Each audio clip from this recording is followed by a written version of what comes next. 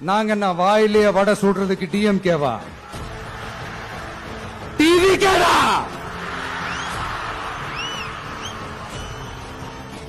அவங்க ரெண்டு பேரும் சொன்னதை இப்ப நானும் ரிப்பீட் பண்றேன்.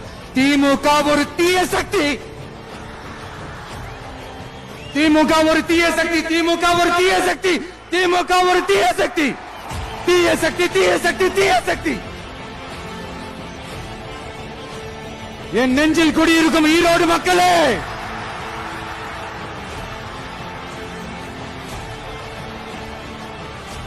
டிவிகே ஒரு தூய சக்தி. எப்படி? டிவிகே ஒரு தூய சக்தி. தூய சக்தி டிவிகேவுக்கும் தீய சக்தி டிஎம்கேவுக்கும் தான் போட்டியே.